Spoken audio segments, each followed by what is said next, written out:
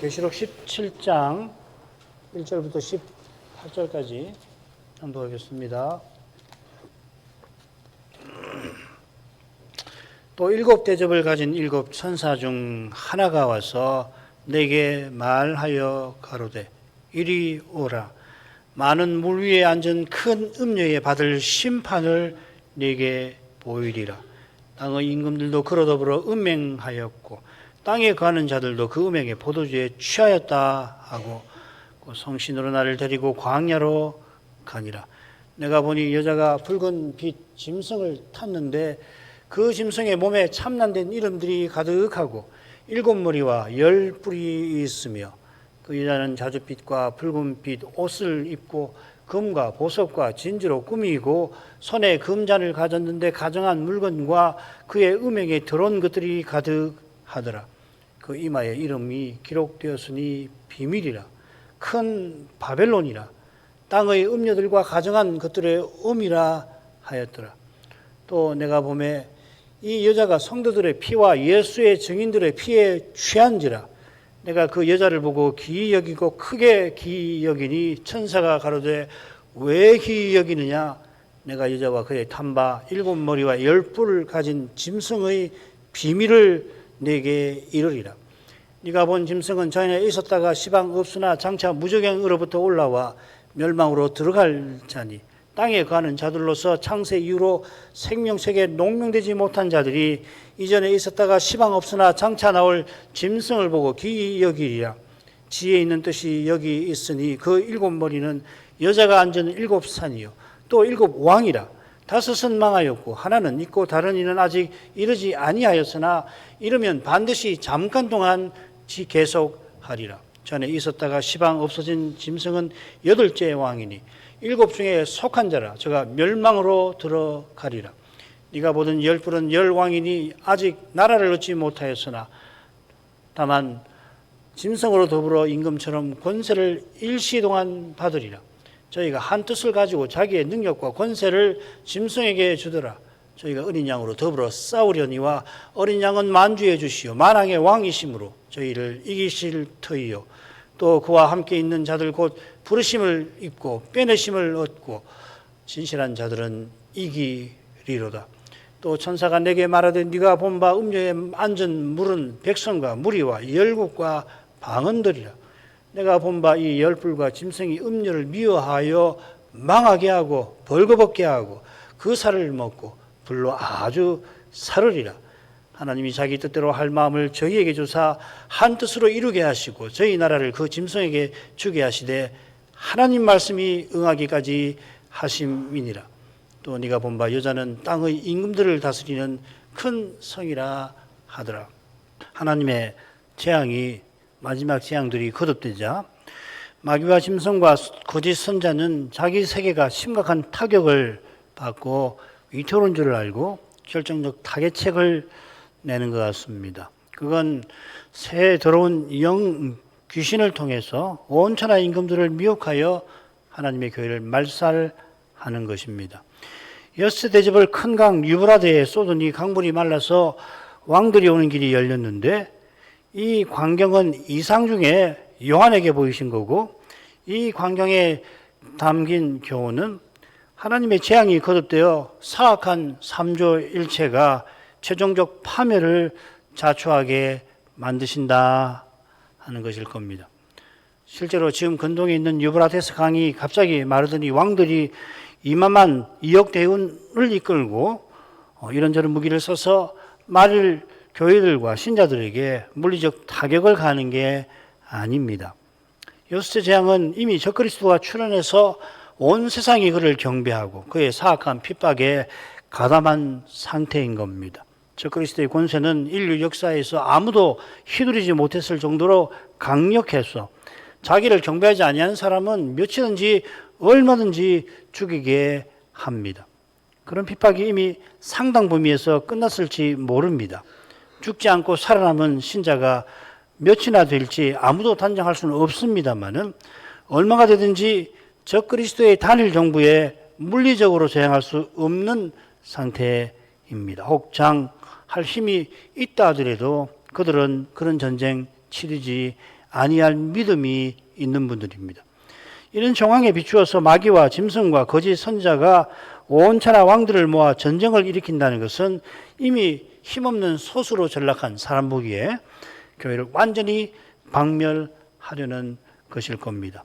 자, 이런 관점에서 귀신들의 영들이 전능하신 이의 큰 나라의 전쟁을 위하여 왕들을 모았다는 표현을 우리가 이런 관점에서 오전에 살폈죠. 물론 봐서 그들이 거대한 전쟁을 일으키는 그야말로 대단한 모습입니다만 실은 전능하신 하나님께서 진노하시는 날에 심판하시는 그 심판받는 대로 끌려가는 비참한 모습일 뿐입니다. 이는 주께서 이어 내가 도둑같이 오리라 선언하신 것과도 잘 어울립니다. 이 아마겟돈 전쟁에 주님께서는 백마를 타고 참전하실 겁니다. 19장 11절 이하가 바로 그 내용일 겁니다. 이 장면이 지금 우리가 살피는 여섯째 대접 장면과 많이 겹칩니다. 19장 11절부터 마지막까지. 여기는 사악한 삼조 일체가 마지막 발악하는 장면이 주로 나오지만은 계시록 본론의 여섯째 대목에서는 19장 1절부터인데요. 거기서는 주님께서 사악한 삼조일체와 그들의 군대를 섬멸하시는 장면이 자세히 나옵니다. 19장 후반부에서는 특별히 짐승과 거짓 선자를 멸하시는 내용이 초점이 있고 20장 7절부터 이하까지는 용을 하나님께서 멸하시는 용과 그 군대를, 그러니까 19장에서는 두 짐승과 군대 이렇게 되는 거, 왕들이 나오는 거고, 그 다음 20장에는 용과 사방, 곡과 마곡의 백성들, 사방에 있는 이 백성들을 모아가지고 하나님의 성도를 애워산다는 내용이잖아요. 그건 같은 거예요. 그래서 그렇게 해석을 해 나갈 겁니다. 자, 지난번 15절까지 했는데 16절 하겠습니다. 새 영이 히브리 음으로 아마겟돈이라 하는 곳으로 왕들을 모으더라. 이상 중에 요한이 보니 새 영이 왕들을 아마겟돈에 모았다 돼 있죠. 그런데 16절을 보면은 새 왕이 나오는 게 아니라 그가 왕들을 모았다 이렇게 되어 있어요. 대부분의 영역본은 한글 개혁하고 똑같이 그들이라고, 영어로 they라고, 새 영, three spirits라고 하는 게 아니라 they라고 그렇게 했습니다. 그런데 이 모은다는 동사를 계시록에서 보면 5번 나오는데 4번이 이 마지막 전쟁 사건을 가리킵니다. 한 번도 사실은 이 마지막 전쟁과 관계되는 겁니다. 19장 17절 보면 하나님의 큰 잔치에 새들이 모여서 이 원수들이 죽은 그 시체를 먹게 하신다 할 때 새들을 모은다는 말을 거기에 쓰거든요. 나머지 4번은 이 악한 세력의 군대가 모이는 겁니다. 그래서 16장에는 들어온 영들이 모이고 19장에는 짐승과 임금들과 군대가 모인다. 이거 수동태입니다. 모여진다. 이거는 be gathered가 이렇게 됩니다. 20장 8절에서는 사탄이 사방 백성을 미혹하여 모은다 이렇게 했습니다. 여기 단수가 쓰였죠. 자, 이걸 종합해 보면 이 16절에는 이 더러운 귀신의 임금인 용이 결국 왕들을 모은다는 취지로 쓴 거 아닌가 생각합니다. 뭐 결과는 같아요. 새에 들어온 영이라고 그냥 단수인데 복수로 그렇게 한 묶음으로 번역하더라도 틀린 건 아니지만 취지는 그렇게 생각됩니다. 아마겟돈은 이미 말씀을 드렸죠. 히브리어로 아마겟돈이라고 했는데 하르무기또 이렇게 됩니다. 그걸 이제 헬라어로 음력을 해서 이 후음을 빼고 아라고 이렇게 번역을 한 겁니다. 아마겟돈. 사실은 하르무기또 이렇게 히브리어로는 그렇게 됩니다. 이스라엘 땅에서 실제로 벌어지는 전쟁이 아니니까 이미 제가 여러 번 이 하르무기또에 대해서 드린 내용으로 대신 하겠습니다. 7번째 대접으로 가지요. 17절부터 21절인데 11절은 머릿말이 됩니다. 7째 대접을 공기에 쏟았다 이렇게 되어 있고요. 그 다음에 18절부터 21절 3반절까지는 7째 재앙이 둘로 표시가 됩니다. 지진과 우박입니다. 그런데 한가운데 바벨론에 관한 이야기가 나온다는 것이 핵심입니다. 21절 하반절은 이 재앙이 너무 커서 특별히 이 박제가 우박 재앙이 너무 커서 하나님을 해방한다 하는 말입니다. 자, 17절 바로 가지요. 그 가운데 이제 바빌론이 나오는데 이 성이 큰 재앙이 일어난 이유가 사실은 그 한가운데 언급이 되어 있다. 그 말씀 드리려고 하는 겁니다. 19절 하반절을 꼼꼼히 읽으면 참 흥미로워요.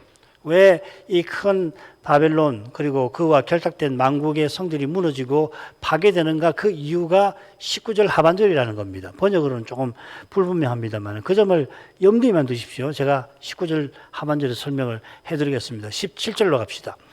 일곱째가 그 대접을 공기 가운데 쏟으며 큰 음성이 성전에서 모자로부터 나와서 가로되 되었다 하니, 자, 마지막 대접은 공기 가운데 쏟아집니다. 공기가 황충 장면 한 번 더 나왔습니다. 9장 2절에 보면 무저경이 열리면서 거기서 연기가 솟구쳐 올라서 해와 공기가 어두워졌다, 그렇게 됐죠.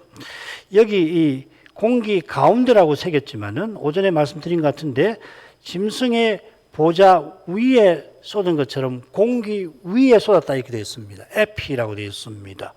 그러니까 우리가 아는 대기가 아님을 이 전치사를 통해서 암시하는 거죠. 그죠? 나아가 이 공기가 처음 네 대접이 쏟아진 장소와 달리 다섯째가 짐승의 보좌에 쏟아졌던 것처럼 사탄이 권세 잡은 공중임을 보여주는 것 같습니다.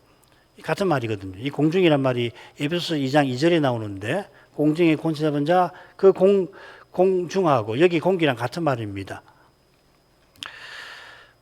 아에르라는 말입니다. 계시록 14장 6절에 천사가 영원한 복음을 가지고 공중을 날아가는, 이 다른 낱말이에요. 여기는 메수라네마라고 하는 말인데 개념은 비슷한 것 같아요. 이 공중은 사탄이 주님의 승천 때 하늘에서 추방되어 하늘에 올라갔잖아요. 그가 참사로 갔는데 거기서 추방되어서 땅에 추락한 것과 관련된 개념입니다. 이게 이 공중은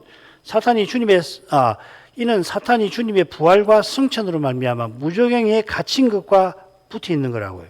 이 무저경이라고 하니까 뭐 땅 밑에, 지구 밑에 무슨 구멍이 있다 이렇게 생각하시면 안 됩니다. 이거는 신령한 개념이죠. 영적인 어떤 공간이란 말이에요. 바닥이 없는 그런 구덩이, 깊은 구덩이, 지하에 있을 리가 없잖아요. 이런 것이 신령한 세계에 관한 건데 그거하고 공중하고 붙어 있단 말입니다. 이 결박과 감금 때문에 사단은 복음이 모든 민족에게 전파되는 일을 막지를 못하고 자기 종들을 계속 일으켜서 미혹하고 핍박하는 일을 마지막 순간까지 번번이 하지만 실패할 뿐입니다. 이런 악한 일을 행하는 그것이 공중의 권세의 핵심 내용인 거예요. 아시겠죠?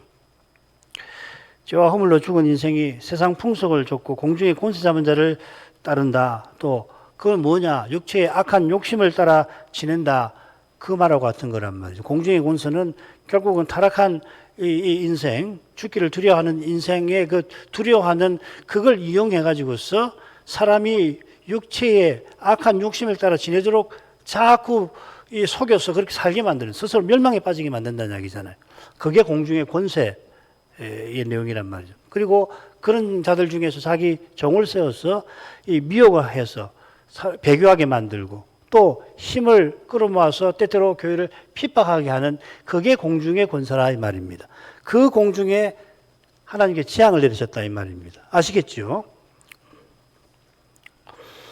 하나님께서 이 권세의 종지부를 찍고자 하시는데 그 직전에 권세 부리는 영역에 큰 타격을 주려 하시는 겁니다. 하나님의 최후 심판은 또 있는 겁니다.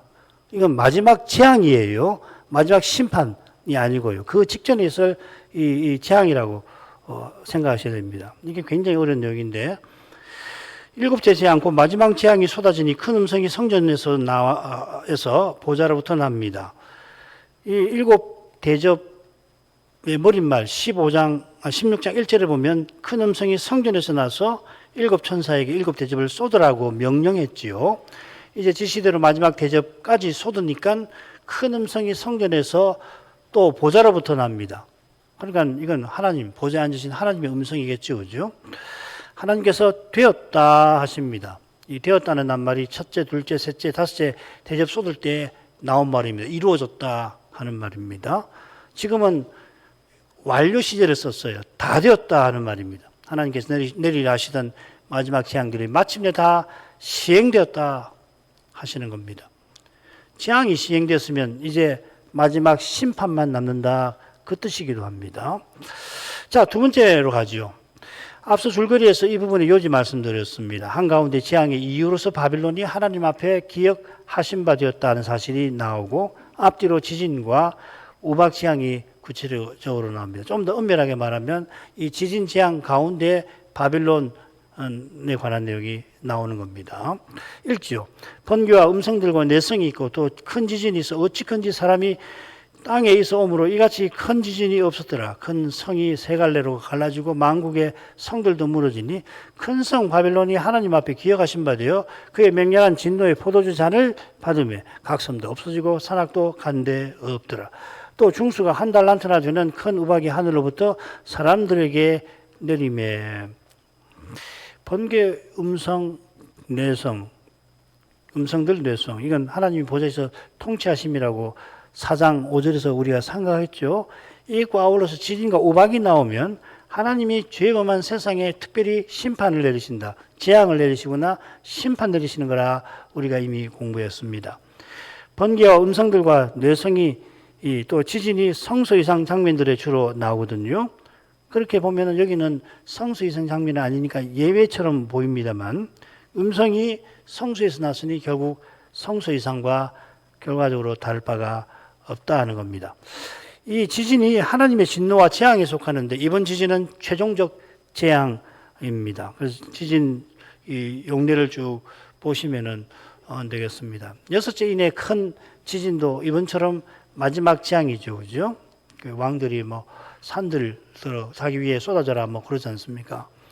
어찌든지 사람이 땅에 있어 오므로 이같이 큰 지진이 없었다 하고서 이게 마지막 재앙임을 암시합니다. 큰 지진으로 큰 성이 세 갈래로 갈라지고 만국의 성들도 무너집니다. 큰 성이 이어 큰 성 바벨론이라는 표현에서 큰 성의 정체가 밝혀지지요. 사실 원문은 그냥 큰 바벨론이라고 되어 있습니다. 이게 이제 오늘 읽은 본문에 보면 비밀의 내용이죠, 그죠?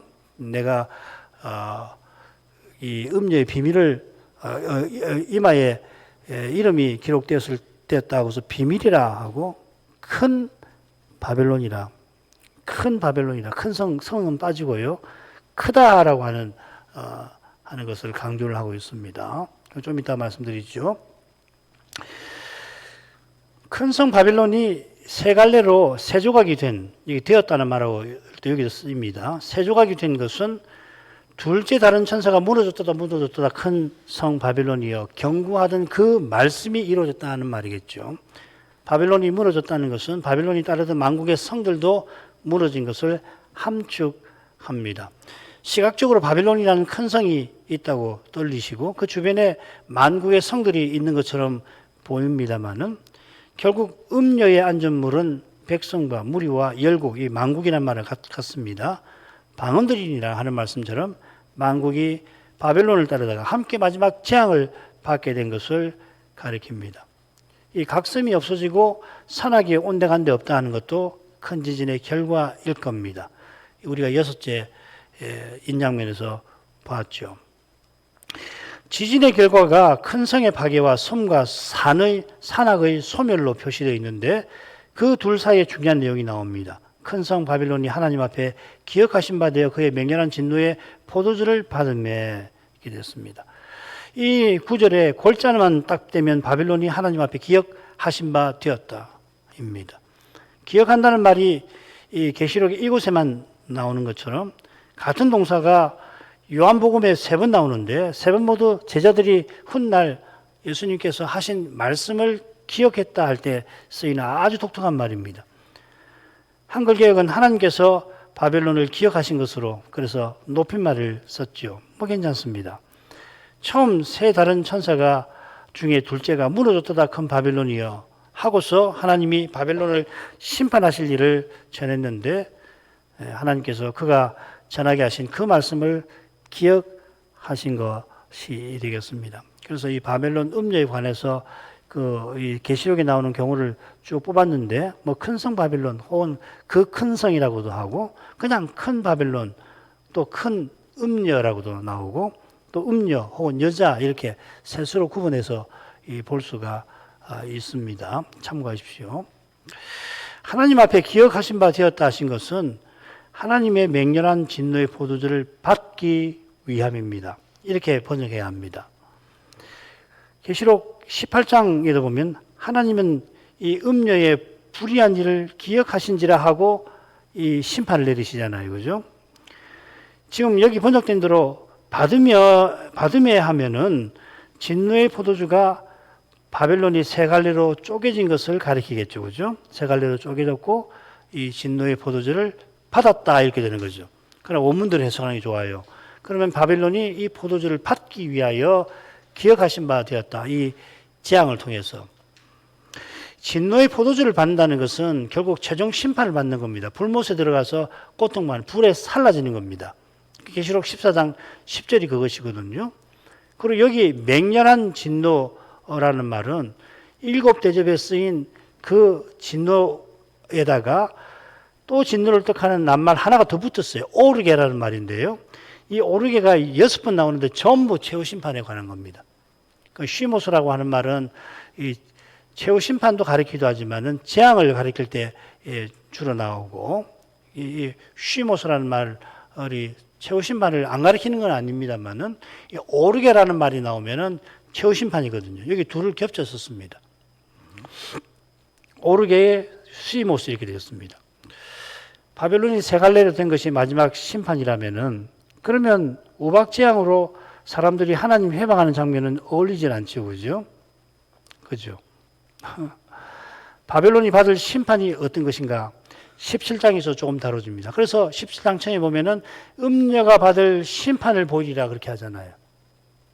앞엔 재앙을 받았고 그 다음에 남은 이 심판을 어떻게 받느냐 하는 것이 17장, 18장에서 이야기를 하는데 구체적인 내용은 18장에서 나오고 17장은 그걸 언급을 합니다. 처음과 끝에. 큰 음녀가 받을 심판을 내가 보이리라 하고서 중간에는 큰 음녀가 누구며 그가 타고 있는 그 짐승의 정체가 뭔지가 길게 설명이 되고 17장 16절에 그 받을 심판에 관한 중요한 언질이 있어요. 그게 뭐냐면 짐승이 여자를 미워해서 먹고 그 다음에 불로 살라버린다는 겁니다. 중요한 게 이 불로 사른다는 겁니다. 굉장히 복잡하지요. 이게 아마 계시록의 제일 어려운 부분 중 하나가 여기 같아요. 이 17장, 18장, 16장부터 17, 18장 요거 해석하는 것이 뭐 다 이해 안 되실지 모르겠는데 제가 다음 시간 또 이야기할 거예요. 할 테니까 오늘 들은 내용을 뒀다가 16, 17, 18장의 관계가 뭔가 하는 거 이걸 우선 들어놓으시고 굉장히 여러 번 말씀드려야 될 겁니다. 대단히 어렵습니다. 지진의 재앙에 대하여 우박의 재앙이 내립니다. 그 우박의 중수가 한 달란트라고 합니다. 이 한 달란트, 여기 한 달란트는 대략 어떤 사람은 45kg이다. 어떤 사람은 50kg이라고 그러는데 이걸 이제 무게니까 이걸 환산을 하면은 직경이 45cm 혹은 50cm. 우박이 말입니다. 이 지름이 45cm나 되는 거예요. 뭐 어마어마하죠. 그죠? 여기 한 45 될 텐데. 원으로 생각하시면 되죠. 그죠?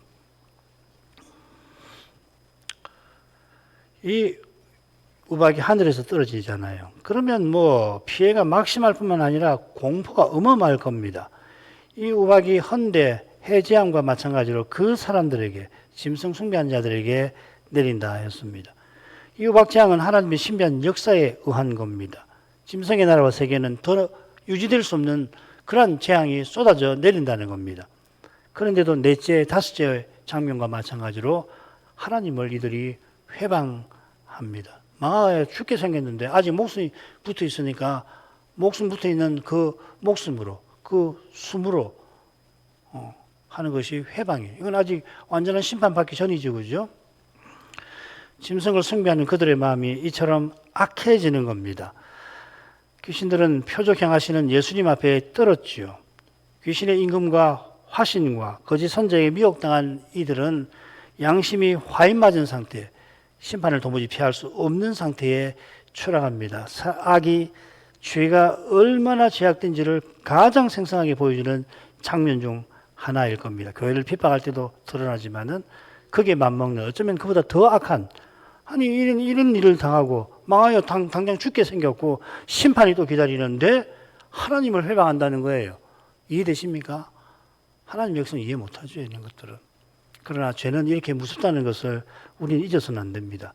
절대 죄의 권세에 여지를 줘서는 안 돼요. 그 말은 무슨 말이냐면 죄가 드러나면 회개를 하고 겸손해지고 하나님 앞에 회개할 태도를 갖는 것이 옳지, 그걸 정당화하고 심지어 정당화할 뿐만 아니라 자기가 어렵다고 하는 데까지 나가면은 죄가 무슨 짓 할지 모른다는 이야기예요.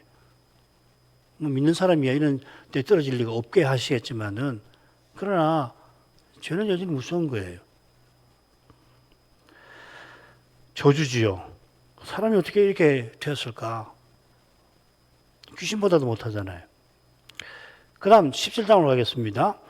일곱째 천사가 대접을 쏟으니까 바벨론이 심판받을 것을 예고했지요. 이제 그것이 이제 본격적으로 다뤄지는 겁니다. 17장에서는 그 언질만 처음과 끝에 있고 이 음녀와 짐승의 비밀에 관해서 쭉 설명하고 18장에 가서 본격적으로 될 텐데 17장 줄거리 보십시다.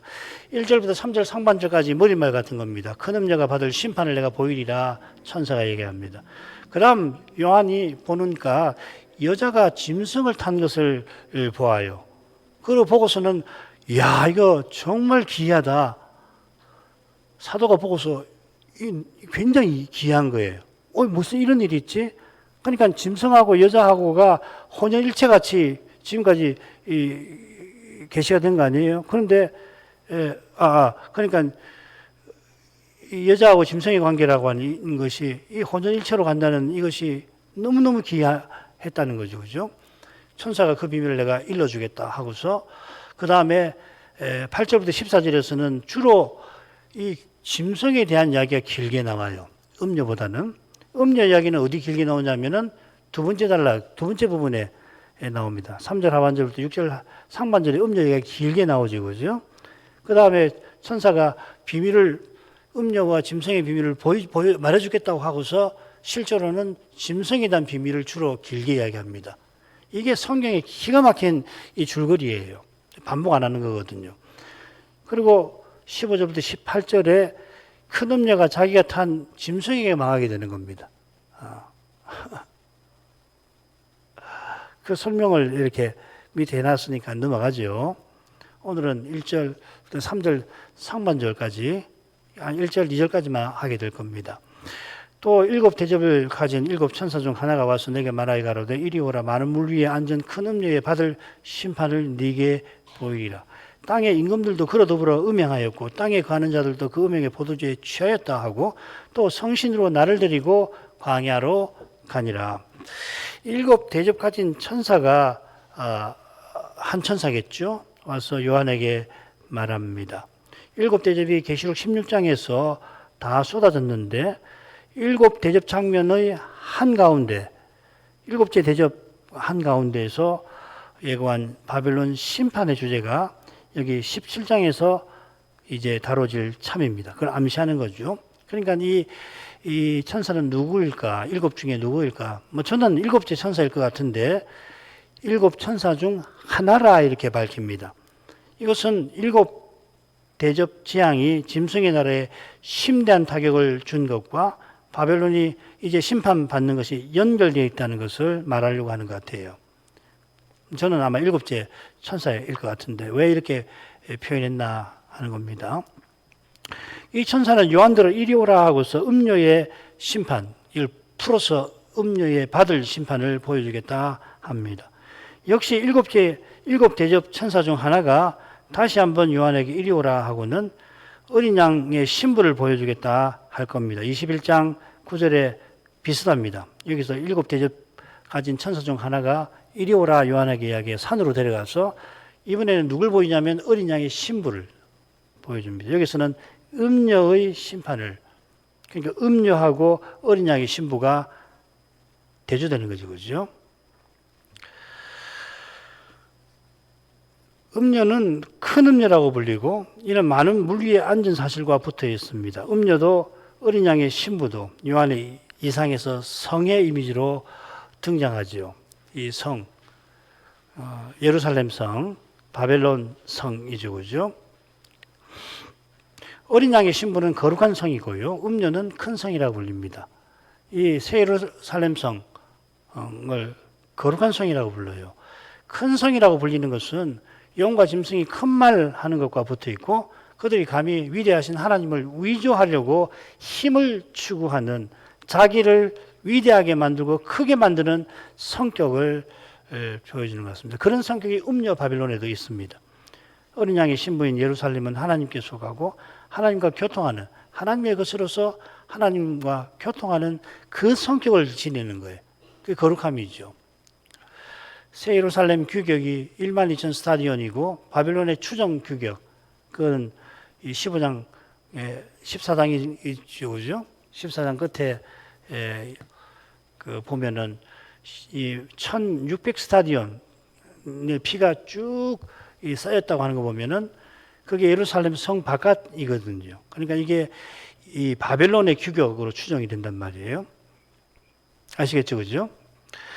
그러니까 새 예루살렘이 이 바벨론보다 훨씬 큽니다. 많은 어린 양의 신부는 자기를 드러내려고 하지 않고 어린 양을 드러내려고 하는 거죠. 그러니까 자기를 드러내려고 하지 않기 때문에 크지 않는 거예요. 실은 큰데 주님을 인해서 위대한데 자기를 드러내지 않아서 위대한 거란 말이죠.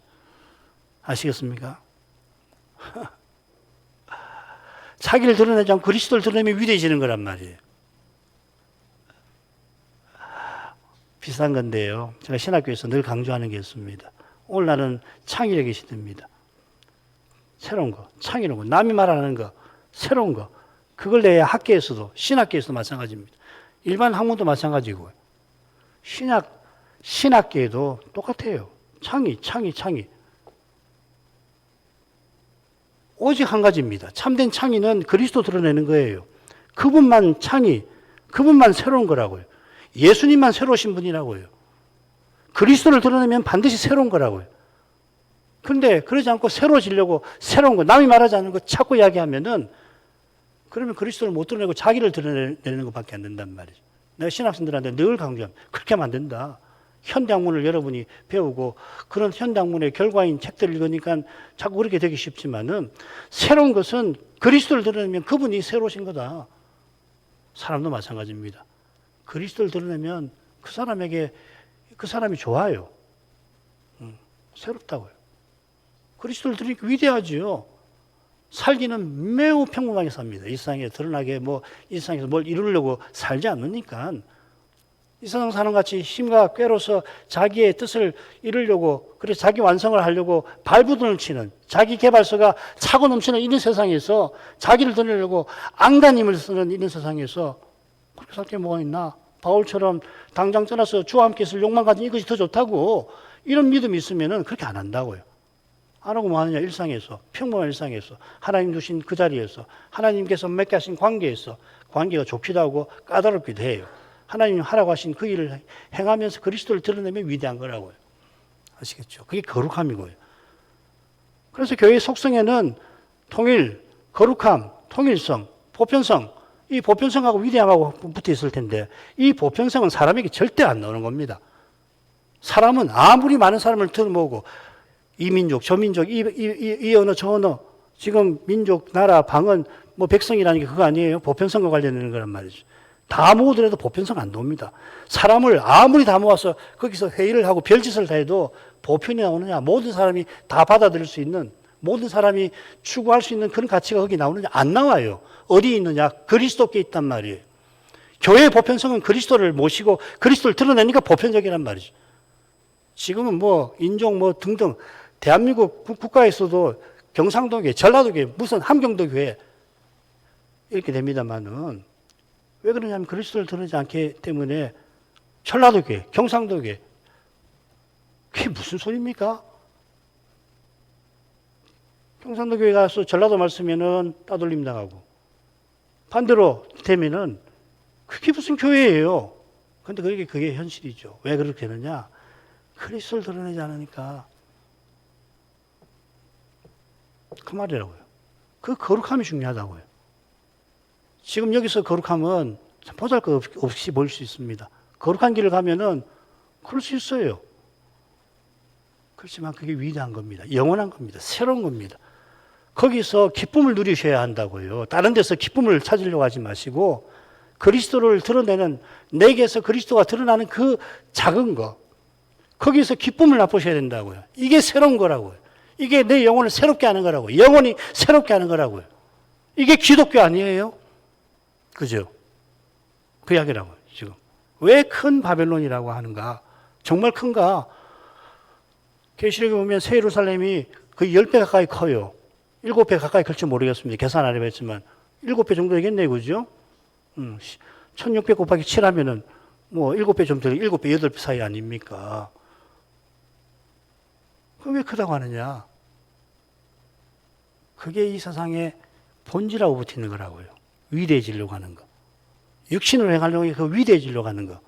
사람 수 모으고, 힘 모으고, 뭐 모으고, 돈 모으고, 뭐 모으고. 그래서 뭐 하는 겁니까? 자기를 확대하는 거 아니에요. 그게 세상이라고요.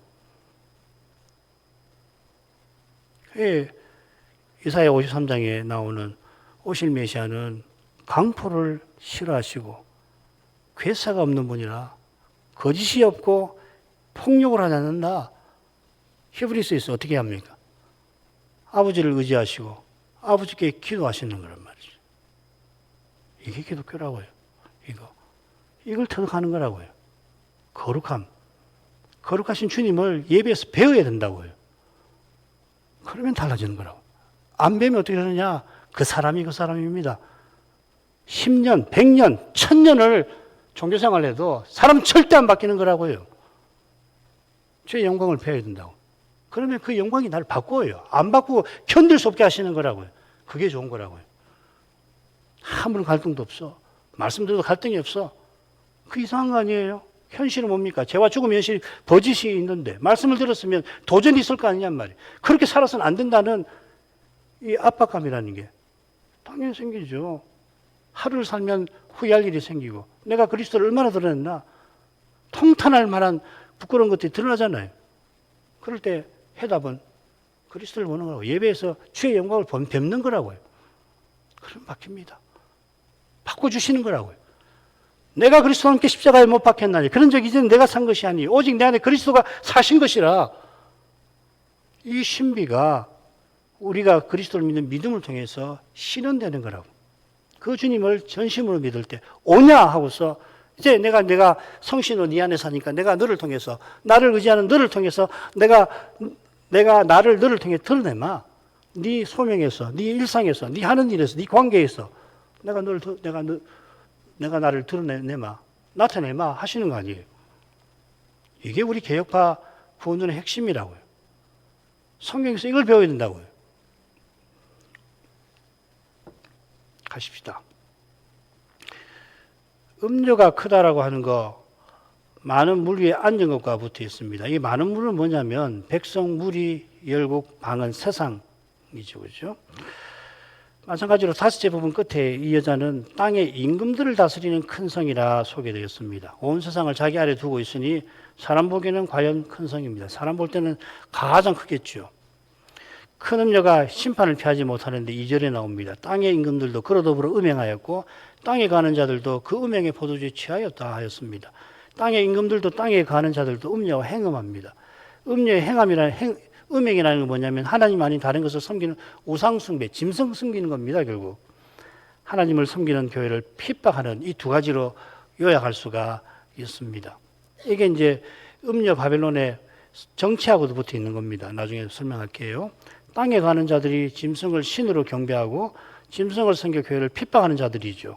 그들을 대표하는 것이 임금들이니까 그들이 앞장서서 하나님 아닌 것을 섬기고 하나님 섬기는 교회를 핍박하는 것입니다. 그걸 음행이라고 부릅니다.